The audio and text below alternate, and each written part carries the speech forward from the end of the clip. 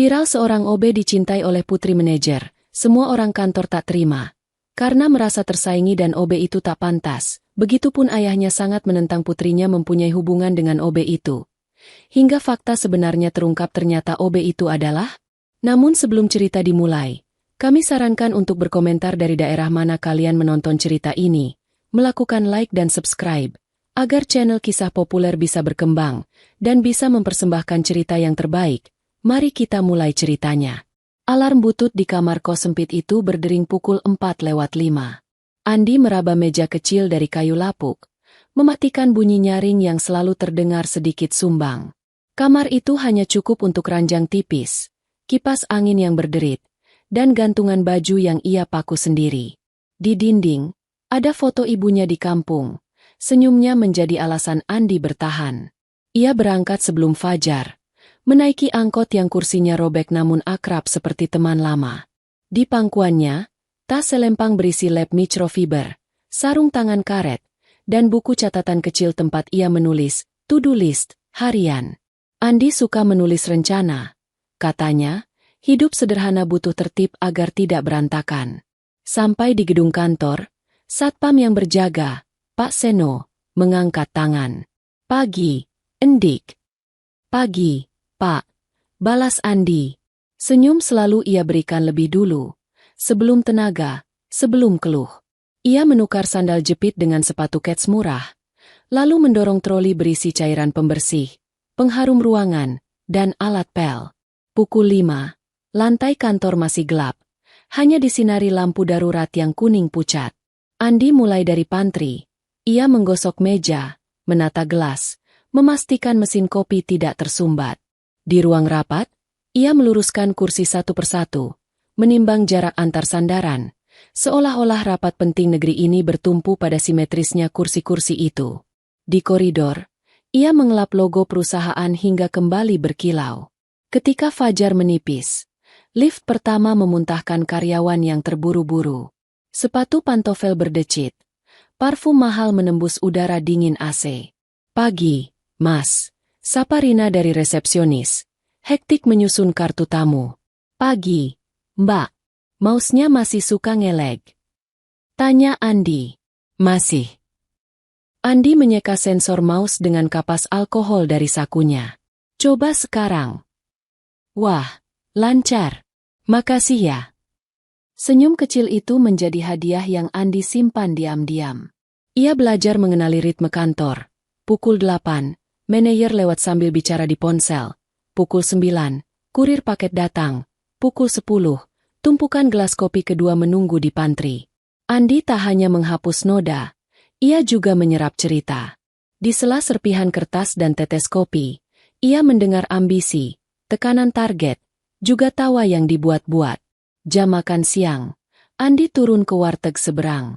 Ia menghitung koin, memesan nasi, sayur bening, tempe goreng, dan sambal sedikit. "Bungkus ya, Bu," katanya, karena ia lebih suka makan di ruang servis yang sepi.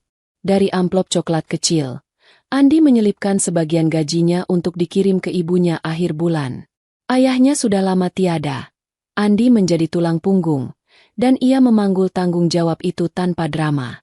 Di sela istirahat, ia membuka buku bekas, perawatan peralatan kantor dan dasar kelistrikan. Ia menandai bagian tentang cara memperbaiki kabel stop kontak yang longgar. Andi tak ingin selamanya jadi yang bersih-bersih saja. Ia merawat mimpinya seperti merawat kaca, disekap perlahan, agar kilau tetap ada. Sore hari, printer di lantai 3 mogok menjelang presentasi. "Mas Andi," panggil seorang staf. Ia datang, membuka tutup printer, menarik pelan kertas yang tersangkut, merapikan tray. Mesin berdengung lagi. "Hebat, Mas." "Cuma macet kecil," jawabnya. Kecil baginya, besar bagi orang lain. Andi memahami nilai dari hal-hal yang tampak remeh. Menjelang pulang, ia mengecek ulang semua. Tempat sampah, keran yang menetes, lampu yang lupa dimatikan. Di dekat lobi, seorang kurir baru, berpeluh dan kelelahan, bingung mengangkat dus berat ke meja resepsionis. Andi membantu tanpa diminta, mengangkatnya bersama-sama. Terima kasih, Mas, kata si kurir. Andi mengangguk, menolak tip kecil yang disodorkan. Sama-sama. Matahari sudah miring ketika Andi kembali ke pos satpam untuk titip kartu akses. Besok lagi, Endik. Sapa Pak Seno. Besok lagi, Pak. Andi berjalan ke halte dengan langkah ringan, meski punggungnya pegal. Di kejauhan, kaca gedung memantulkan langit jingga. Andi melihat bayangannya kecil di sana, namun jelas. Ia tahu, sekecil apapun perannya, kantor itu berdiri lebih tertib karena tangannya. Di malam yang pelan, ia menutup hari dengan doa pendek. Hidupnya mungkin sederhana, tapi ia memiliki sesuatu yang tak bisa dibeli. Rasa bangga pada kerja yang dilakukan sebaik-baiknya. Dan tanpa ia sadari, esok pagi, pada koridor yang sama, sepasang mata akan memperhatikannya lebih lama daripada biasanya. Mata yang kelak mengubah arah nasibnya. Hari itu, kantor terlihat lebih ramai dari biasanya. Manajer utama divisi operasional, Pak Surya, mengadakan rapat bersama beberapa klien penting. Seperti biasa, Andi datang lebih pagi untuk menyiapkan ruang rapat, mengelap meja panjang, menyusun botol air mineral, dan memastikan proyektor tidak bermasalah. Ia bekerja dengan teliti, hingga tidak sadar kalau dari pintu kaca, sepasang mata sedang memperhatikannya. Laras, putri tunggal Pak Surya, datang lebih awal menemani ayahnya. Ia duduk sebentar di lobi sambil menunggu. Rambut panjangnya diikat sederhana. Wajahnya masih segar tanpa banyak riasan. Ia bukan tipe gadis yang suka menunggu diam. Matanya selalu mencari sesuatu untuk diperhatikan. Hari itu, pandangannya jatuh pada Andi yang tengah serius merapikan kursi-kursi di ruang rapat. Ada sesuatu yang berbeda di sana. Laras terbiasa melihat karyawan dengan jas rapi, parfum mahal, atau gaya sibuk yang terkesan dibuat-buat. Tapi pria sederhana dengan seragam abu-abu itu bekerja tanpa canggung.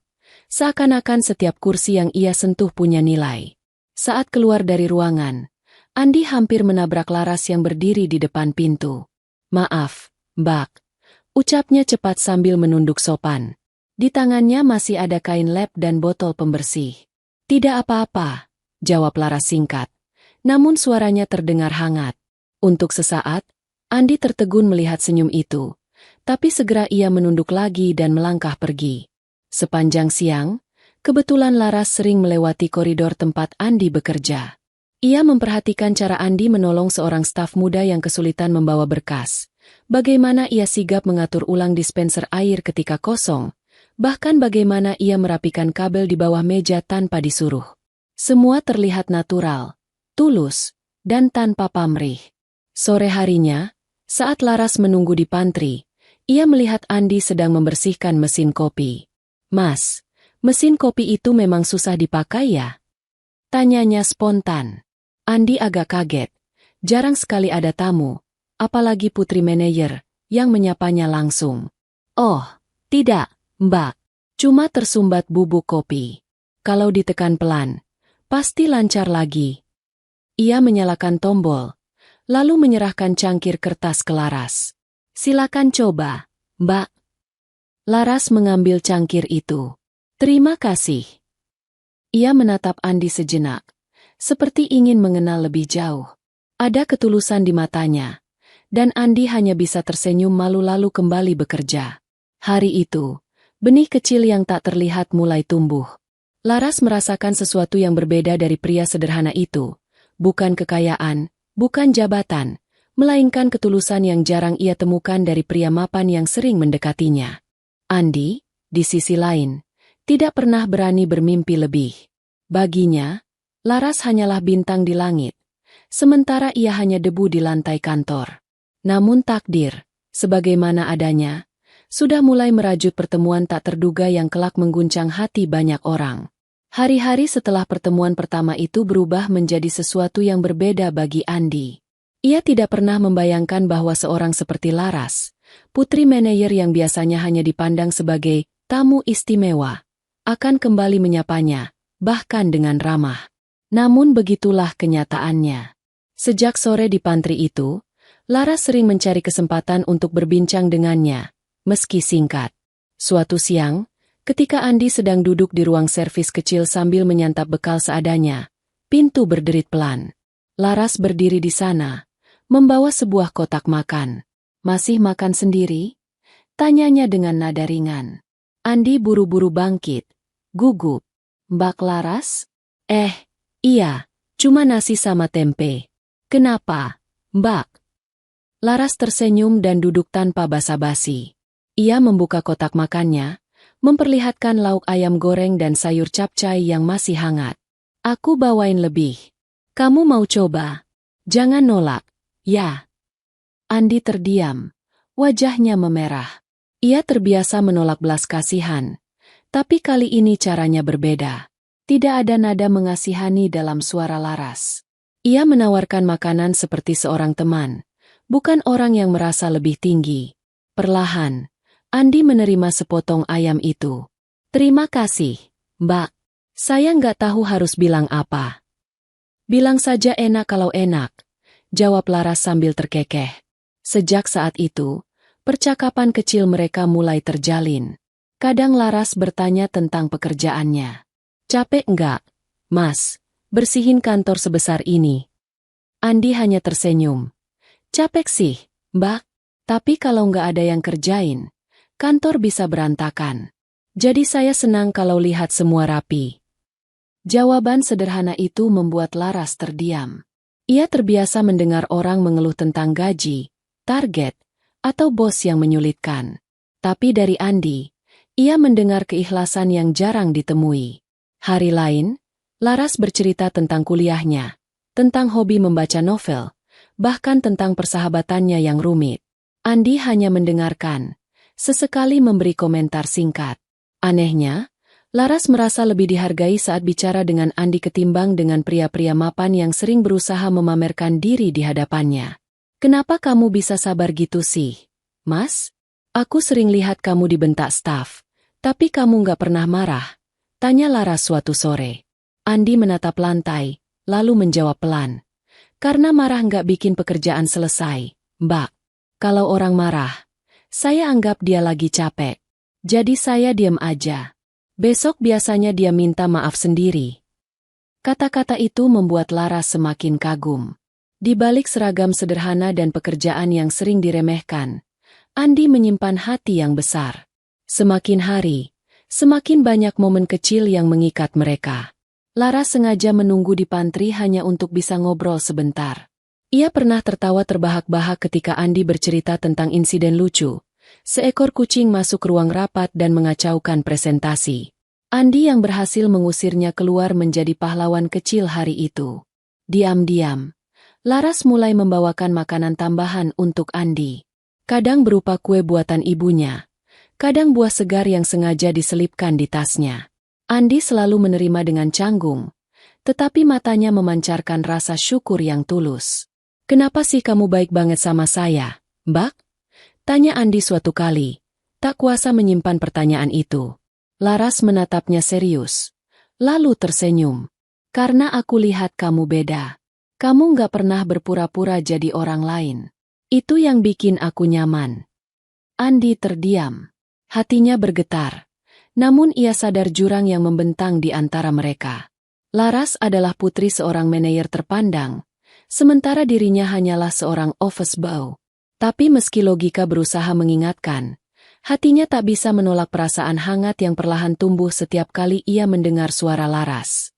Dari percakapan sederhana, dari tawa kecil dan makanan yang dibagi berdua, lahirlah benih-benih cinta yang murni. Bukan cinta karena harta, bukan pula karena status, melainkan cinta yang lahir dari ketulusan hati. Andi tak pernah berani mengakuinya, tapi ia tahu, setiap kali Laras datang, hari kerjanya terasa lebih ringan. Dan Laras sendiri, tanpa bisa dijelaskan, merasa lebih hidup setiap kali melihat senyum tulus lelaki sederhana itu. Mereka tidak menyadari, benih cinta itu akan diuji oleh badai besar yang kelak datang, badai yang tak hanya mengguncang hati mereka, tetapi juga seluruh orang di kantor itu. Kabar tentang kedekatan Andi dan Laras awalnya hanya berupa desas-desus kecil di sudut pantry. Namun, seperti api kecil yang menyentuh kertas kering, gosip itu dengan cepat menyebar ke seluruh lantai kantor. Semua bermula ketika salah satu staf keuangan melihat Laras duduk di meja servis sambil tertawa bersama Andi. Adegan itu begitu asing bagi mereka. Seorang putri manajer berbincang akrab dengan seorang office boy. Kamu lihat nggak tadi? Bisik salah satu staf. Lihat. Mereka ketawa bareng. Loh, masa iya? Nggak mungkin. Paling Laras lagi iseng. Namun, gosip punya sayapnya sendiri. Dalam hitungan hari, hampir semua karyawan tahu bahwa ada sesuatu yang aneh antara Laras dan Andi. Beberapa orang hanya menggeleng tak percaya. Beberapa lainnya menertawakan dengan sinis. OB berani jatuh cinta sama anak manajer? Mustahil. Itu mimpi kebablasan namanya. Ucap seorang karyawan pria dengan nada meremehkan. Kalau OB bisa dapat anak manajer, mending aku resign aja. Sahut yang lain, disambut tawa keras. Bagi Andi, semua itu seperti duri yang menusuk pelan-pelan. Ia tidak pernah bermaksud membuat hubungannya dengan Laras jadi bahan gosip. Setiap kali mendengar bisikan, wajahnya panas, tapi ia memilih diam. Ia sudah terbiasa jadi bahan ejekan karena status pekerjaannya. Tapi kali ini berbeda, karena yang ikut diseret adalah nama Laras. Laras sendiri mendengar kabar itu dari sahabatnya yang juga bekerja di kantor. Ras, kamu sadar nggak? Semua orang ngomongin kamu dan Mas Andi. Aku tahu, jawab Laras tenang. Memangnya kenapa? Kenapa? Ya jelas aneh. Ras, kamu putri manajer. Masa deket sama OB? Orang-orang pada nggak bisa nerima. Kamu nggak takut jadi bahan tertawaan? Namun, Laras justru tersenyum. Kalau mereka mau menertawakan aku karena aku dekat dengan orang baik, biarlah. Aku nggak peduli. Malam itu, di ruang servis yang sepi, Laras menyampaikan hal itu pada Andi. Mas, aku tahu banyak yang ngomongin kita. Tapi aku nggak keberatan. Andi terdiam lama. Tangannya yang sedang membersihkan meja ikut berhenti. Mbak, saya takut Mbak Laras nanti jadi susah gara-gara saya. Saya cuma OB. Mereka semua benar. Nggak pantas kalau. Mas. Laras memotong dengan suara tegas. Aku bukan lihat kamu sebagai OB. Aku lihat kamu sebagai Andi. Orang yang jujur, pekerja keras, dan selalu ada saat orang lain butuh. Itu lebih berharga daripada jabatan apapun. Kata-kata itu membuat hati Andi hangat, tapi sekaligus resah. Ia tahu dunia luar tidak akan pernah melihatnya seperti Laras melihatnya. Bagi mereka, Andi hanya seseorang yang menyiapkan kopi, membersihkan lantai, dan membetulkan kabel. Keesokan harinya, gosip itu semakin liar. Beberapa karyawan mulai terang-terangan meledek.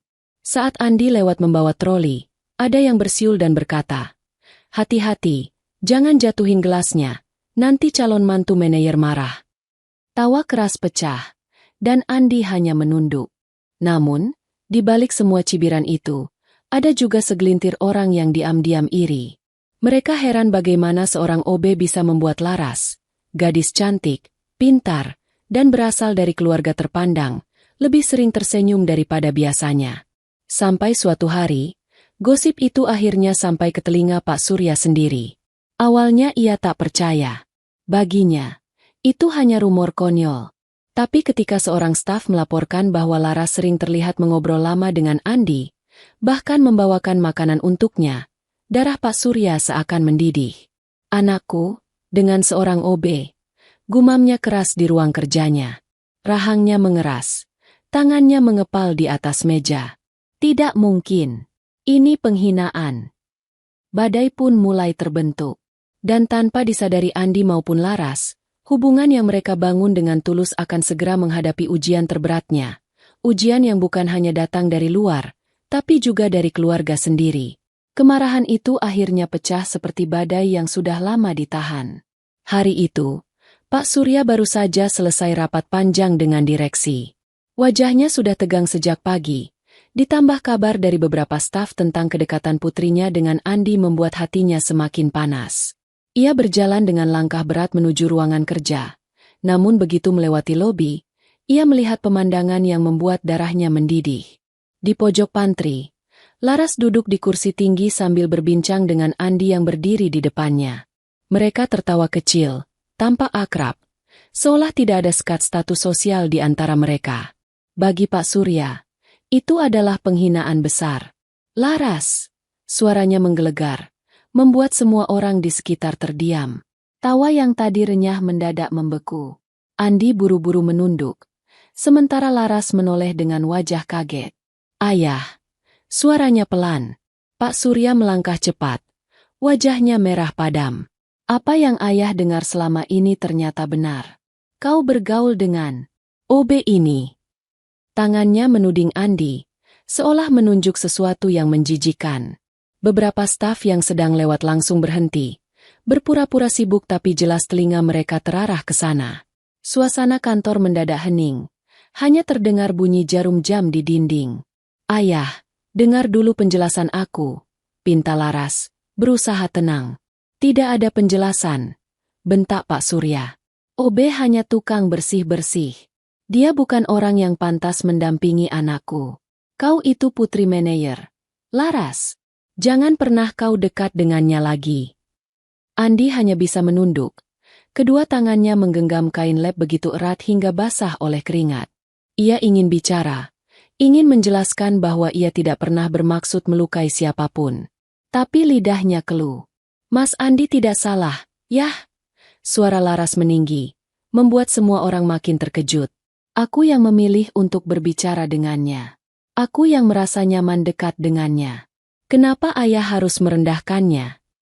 Laras, teriak Pak Surya. Suaranya memantul di dinding kaca.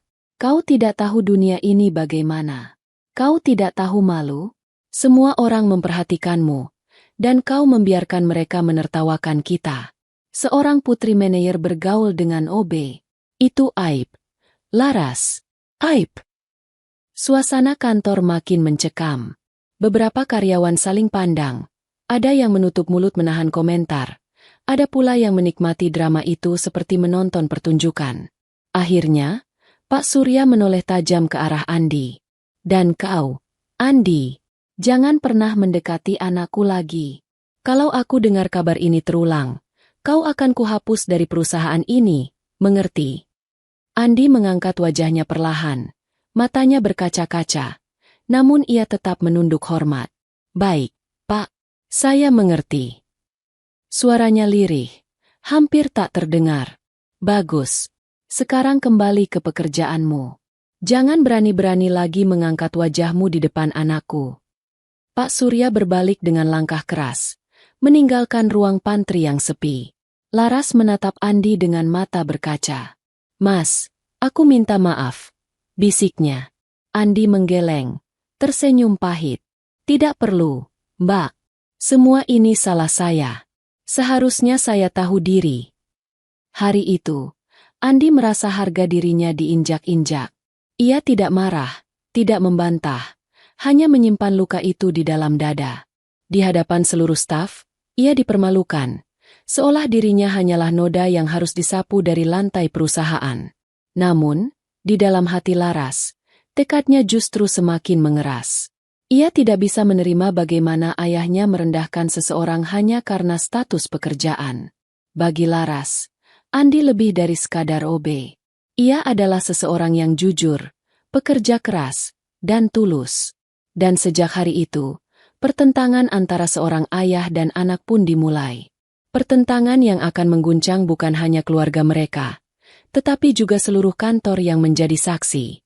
Sejak hari Pak Surya mempermalukannya di depan staf, kehidupan Andi di kantor berubah drastis. Kalau sebelumnya ia masih bisa bekerja dengan tenang meski ada bisikan-bisikan kecil, kini tatapan sinis dan ejekan terang-terangan menjadi makanan sehari-harinya.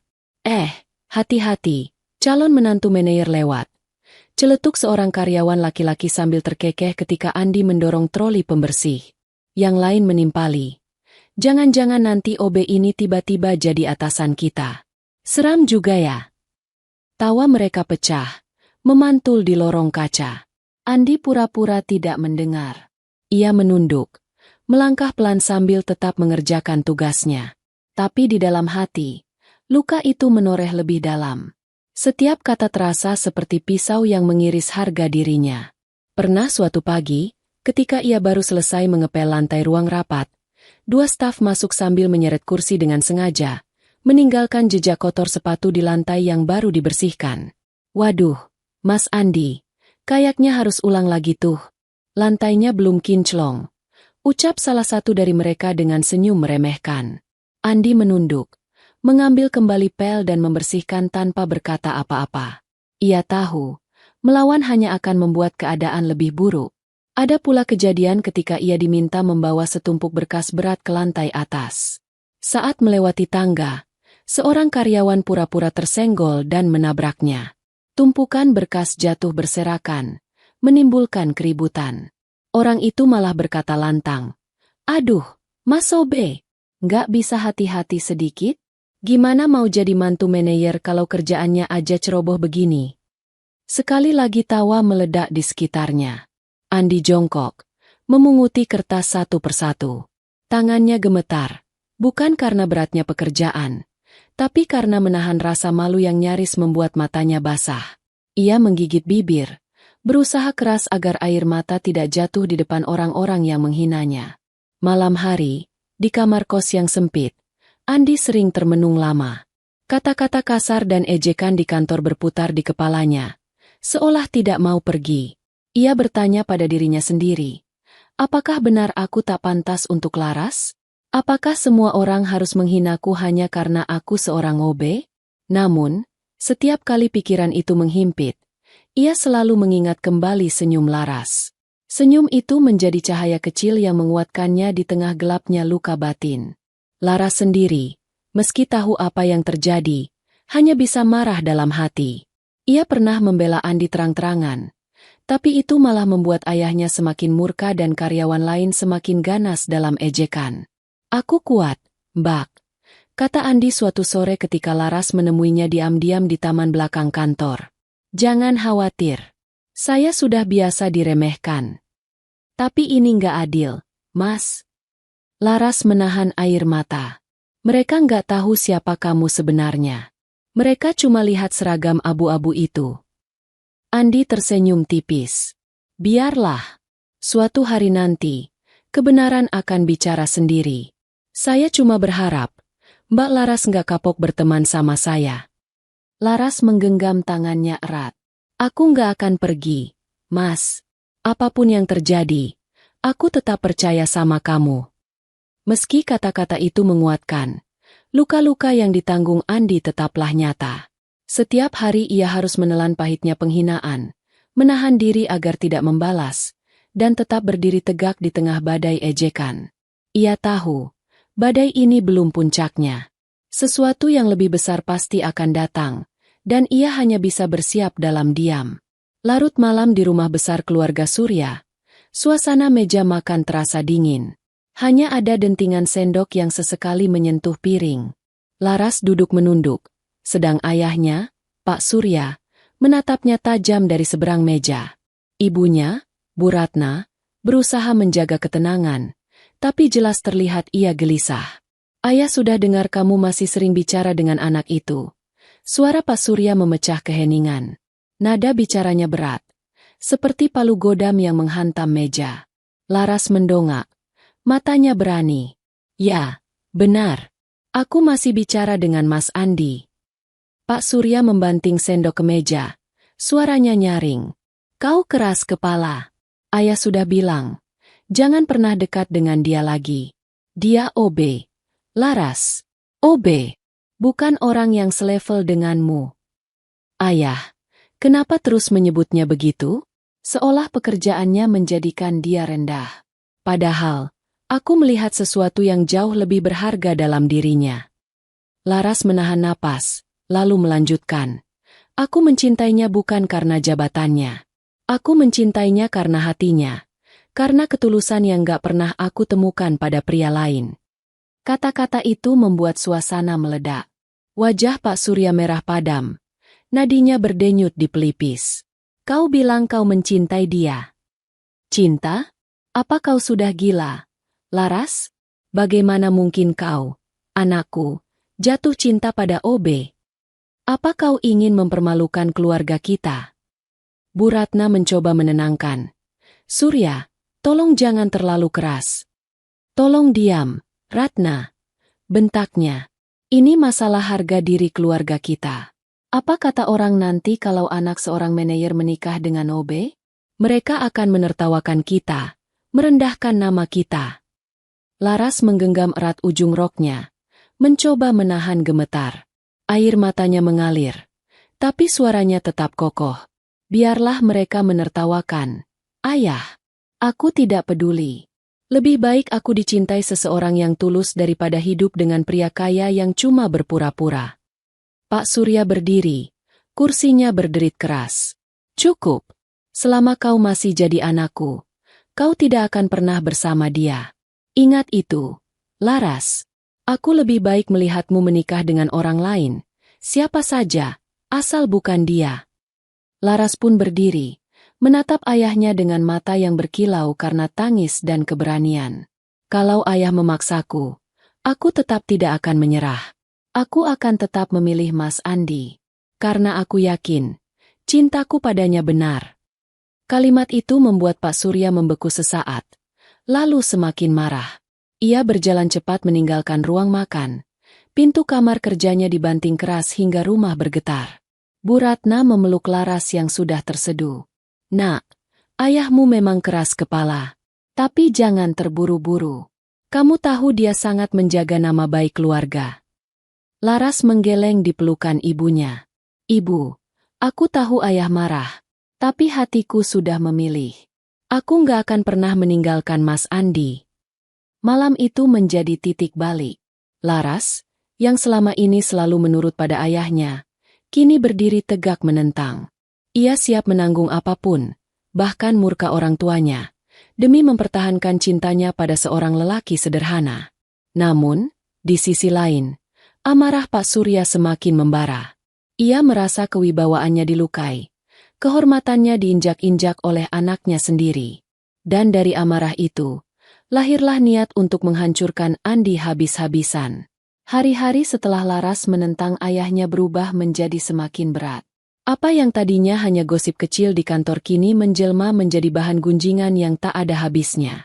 Dari ruang rapat, pantry, hingga lift, hampir semua orang punya komentar yang sama. Hubungan Andi dan Laras adalah hal mustahil. Coba bayangin, anak manajer sama OB. Itu kan kayak cerita sinetron murahan. Bisik seorang staf HR pada temannya. Iya, paling juga sebentar lagi selesai. Anak manajer itu pasti cuma iseng, sahut yang lain. Namun setiap kali mendengar, Andi memilih diam. Ia tahu, setiap bantahan hanya akan membuat situasi semakin panas. Di sisi lain, keluarga besar Laras juga mulai ikut campur. Tante, Om, bahkan neneknya memberi nasihat keras. Laras, kamu itu cantik, pintar, punya masa depan cerah. Kenapa harus jatuh hati pada orang yang bahkan belum tentu bisa membiayai hidupmu? Begitulah yang terus diulang-ulang setiap kali ada pertemuan keluarga. Sahabat dekat Laras pun tak kalah keras. Ras, aku tahu kamu baik, tapi kamu terlalu gegabah. Kamu pikir cinta aja cukup? Hidup itu butuh uang, butuh status. Nanti kamu menyesal. Laras hanya bisa tersenyum pahit. Ia sudah terlalu sering mendengar kata-kata serupa, sampai telinganya mati rasa. Andi, di sisi lain, menghadapi tekanan lebih besar. Pak Surya mulai benar-benar menyingkirkan kesempatan darinya. Tugas-tugas Andi diperbanyak dengan sengaja, bahkan sering diberikan pekerjaan di luar jam wajar. Kalau kau sanggup bertahan, silakan. Kalau tidak, angkat kakimu dari sini. Ujar Pak Surya dingin ketika menugaskannya membersihkan gudang penuh arsip seorang diri. Bahkan ada rekan kerja yang sengaja mempersulit pekerjaannya. Suatu hari, cairan pel yang ia simpan sengaja ditumpahkan sehingga Andi harus mengulang pekerjaan dari awal. Kertas laporan yang sudah ia rapikan di meja dituduh berantakan karena kelalaiannya. Semua terasa seperti jebakan yang dipasang agar ia jatuh. Meski begitu, setiap kali hati Andi hampir runtuh, Laras selalu hadir memberi semangat. Mereka sering bertemu diam-diam di taman belakang kantor atau di warung kecil dekat halte. Hanya duduk berdua, bercerita singkat, sudah cukup untuk membuat beban mereka sedikit lebih ringan. Mas, aku tahu semua orang menentang kita. Tapi aku nggak peduli. Aku tetap milih kamu, ucap Laras sambil menggenggam tangan Andi erat. Andi menunduk. Suaranya serak. Aku takut bikin kamu susah. Mbak, aku nggak punya apa-apa. Aku bahkan cuma bisa ngasih kamu cerita capekku di kantor. Tapi aku nggak butuh harta, Mas. Aku butuh hati yang tulus. Dan itu sudah aku temukan di kamu. Ucapan itu selalu menjadi penguat bagi Andi. Walau tubuhnya lelah karena beban kerja yang sengaja diperlipat, walau telinganya panas oleh hinaan, senyum Laras membuatnya tetap mampu berdiri. Namun, ada malam-malam ketika keduanya sama-sama hampir menyerah. Laras menangis di kamarnya, merasa sendirian melawan seluruh keluarga. Andi termenung di kamar kos, bertanya-tanya apakah keputusan mereka benar. Kalau aku mundur, Laras akan terluka. Tapi kalau aku bertahan, hidupnya akan makin sulit. Batin Andi menggenggam foto ibunya yang selalu menjadi penguatnya. Tekanan itu datang dari semua sisi. Kantor, keluarga, bahkan sahabat. Mereka berdua hanya punya satu sama lain sebagai tempat bertahan. Dan meski cinta mereka tulus, badai yang menghantam semakin besar, membuat keduanya hampir goyah. Namun, dari kelelahan dan luka itu, tekad mereka justru teruji. Mereka tidak tahu bahwa ujian yang lebih besar sudah menunggu di depan. Ujian yang akan menentukan apakah cinta mereka benar-benar bisa bertahan, atau justru hancur di tengah jalan. Pagi itu, suasana kantor terasa berbeda bagi Andi. Sejak ia melangkah masuk, tatapan aneh sudah mengikuti kemanapun ia berjalan. Satpam yang biasanya ramah hanya mengangguk singkat.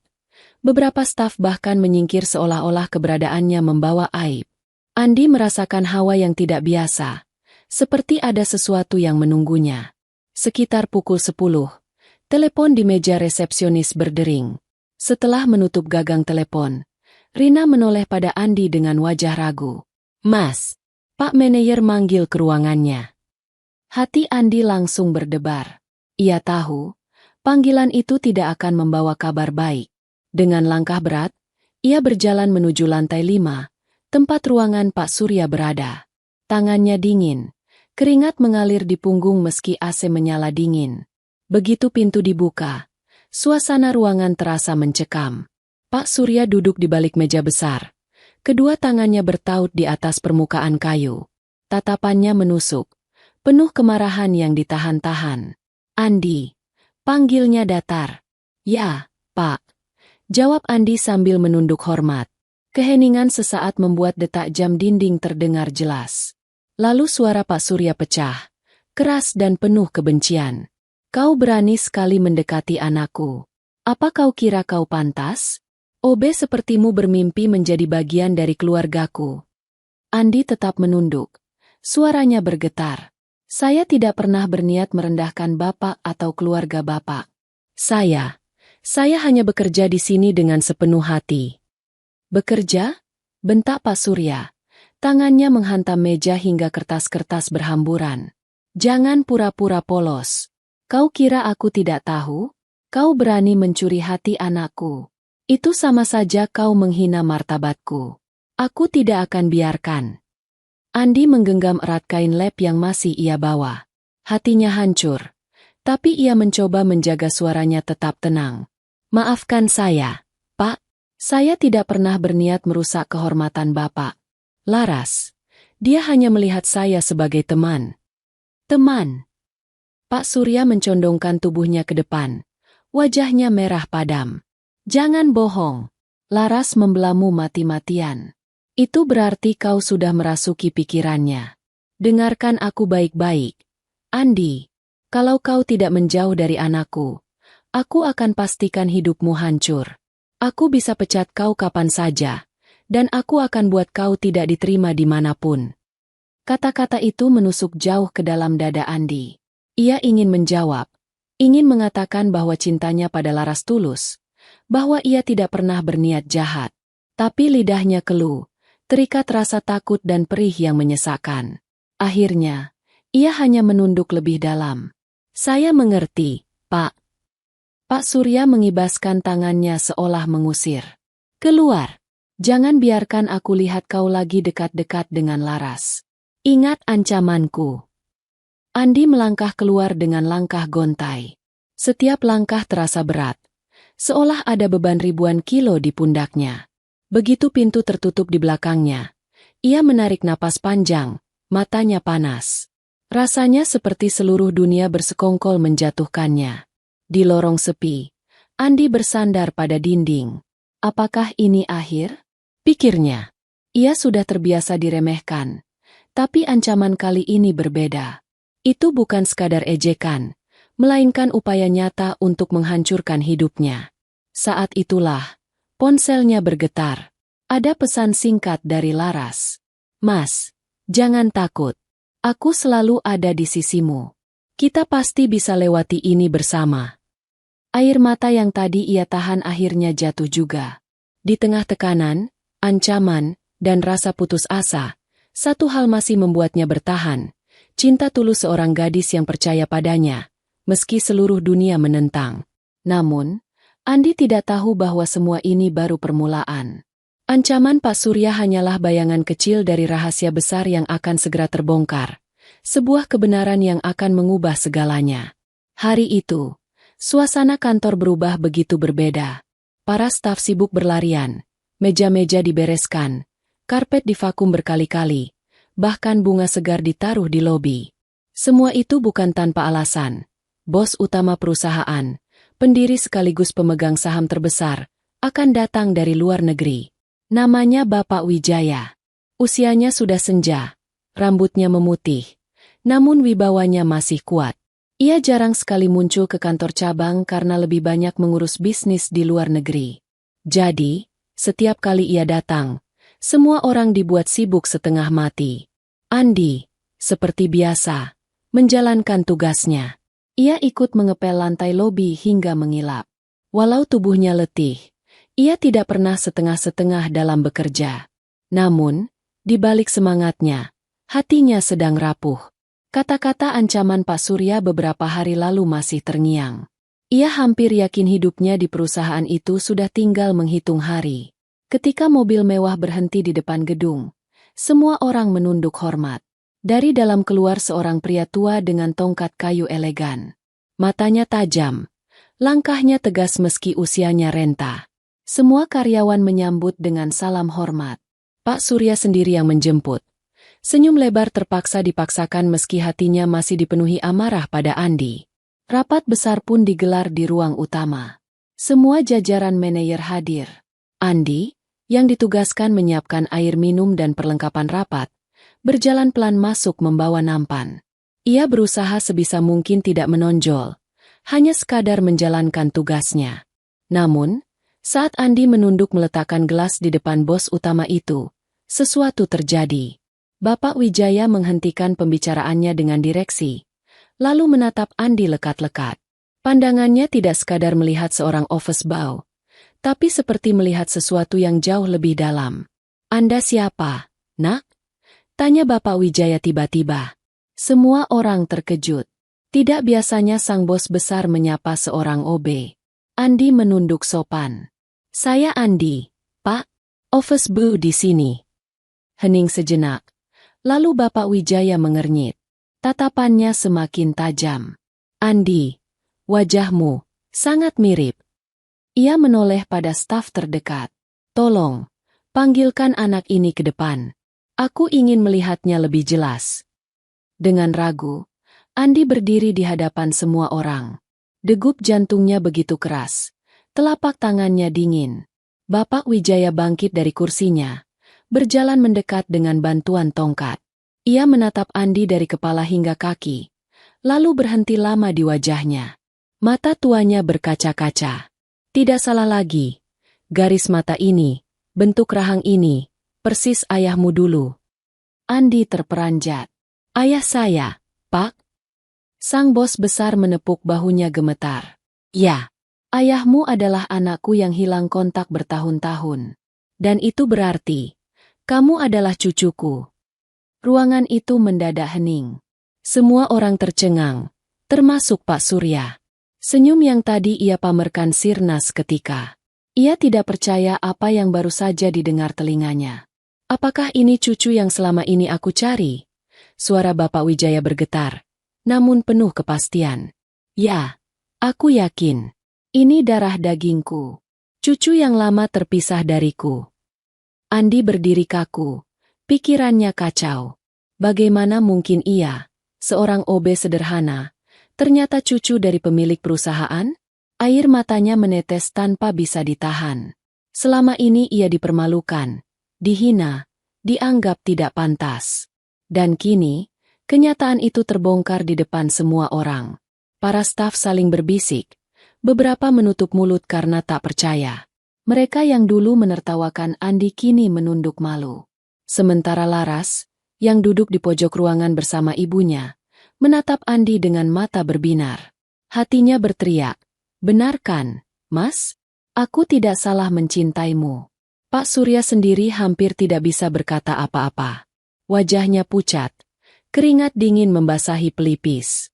Ia baru saja menghina, merendahkan, bahkan mengancam orang yang ternyata adalah cucu dari bos besar, orang yang lebih berkuasa darinya. Badai yang selama ini menekan Andi mulai mereda. Namun, badai yang menimpa Pak Surya justru baru saja dimulai. Hari-hari setelah pengakuan mengejutkan dari Bapak Wijaya berjalan seperti mimpi bagi Andi. Seorang office boy yang selama ini dipandang rendah, kini menjadi pusat perhatian seluruh kantor. Semua karyawan yang dulu mencibirnya, kini menunduk penuh rasa malu setiap kali ia lewat. Bahkan beberapa dari mereka mencoba meminta maaf dengan canggung, meski Andi hanya membalas dengan senyum tipis. Pak Surya, yang selama ini berdiri paling keras menentang, justru yang paling terpukul. Ia masih mengingat jelas bagaimana kata-katanya yang kasar pernah menghina Andi habis-habisan. Setiap malam ia tak bisa tidur. Bayangan wajah Andi, yang ternyata cucu dari bos besar, selalu menghantui pikirannya. Ia tahu, bila Bapak Wijaya menginginkannya, karirnya bisa berakhir dalam sekejap. Suatu sore, ketika kantor mulai sepi, Pak Surya akhirnya memberanikan diri menemui Andi di ruang servis tempat ia dulu sering melihatnya bekerja. Wajahnya pucat, nadanya berat. "Andi, aku benar-benar minta maaf. Aku sudah merendahkanmu, menghina pekerjaanmu, bahkan mengancam hidupmu. Aku malu pada diriku sendiri." Andi menatapnya lama. Ada luka dalam hatinya, luka yang tak mudah sembuh, tapi ia juga ingat ibunya selalu berkata, "Orang yang tulus akan memaafkan, bukan karena orang lain pantas, tapi karena hatimu layak damai." Perlahan Andi menghela napas. "Saya sudah memaafkan, Pak. Dari dulu, saya tidak pernah menyimpan dendam. Saya hanya ingin bekerja dengan tenang." Air mata menggenang di mata Pak Surya. Kata-kata sederhana itu menamparnya lebih keras daripada semua hinaan yang pernah ia ucapkan. Ia menunduk, benar-benar menyesal. Sementara itu, hubungan Andi dan Laras kini tak lagi tersembunyi. Bapak Wijaya sendiri yang secara terbuka merestui mereka. "Cucu yang kutemukan kembali ini pantas bahagia. Dan Laras, jika kau mencintainya dengan tulus, maka cintamu akan menjadi kekuatannya," ucapnya suatu kali di hadapan keluarga besar. Laras menggenggam tangan Andi erat. "Aku sudah memilihnya sejak dulu, Kek, dan aku tidak akan berubah." Hari-hari yang penuh hinaan, cibiran, dan tekanan kini berganti dengan hari-hari penuh penerimaan. Para karyawan yang dulu menertawakan Andi kini justru menghormatinya. Tidak lagi sebagai office boy semata, tapi sebagai pewaris sah darah daging bos besar perusahaan. Namun, Andi tidak pernah berubah. Ia tetap datang pagi, tetap menyapa dengan ramah, bahkan masih sesekali membantu merapikan kursi ruang rapat. "Aku dulu OB, dan aku bangga dengan itu," katanya pada Laras sambil tersenyum. "Karena dari pekerjaan itu aku belajar arti ketulusan dan kerja keras." Laras menatapnya dengan mata berbinar. "Dan aku jatuh cinta padamu justru karena itu, Mas. Karena kamu gak pernah berpura-pura jadi orang lain." Di bawah langit senja yang memantul di kaca gedung, mereka berdua berdiri bersebelahan. Cinta yang semula dianggap aib, yang ditentang dari segala arah, kini berdiri tegak dengan restu. Bukan hanya cinta yang dimenangkan, tapi juga harga diri seorang Andi. Harga diri yang selama ini diinjak-injak, kini bersinar dengan kebanggaan. Dan di sudut hatinya, Andi berbisik syukur. Cinta yang tulus memang tak bisa dihancurkan oleh hinaan, tak bisa dipatahkan oleh status. Pada akhirnya, cinta selalu menemukan jalannya.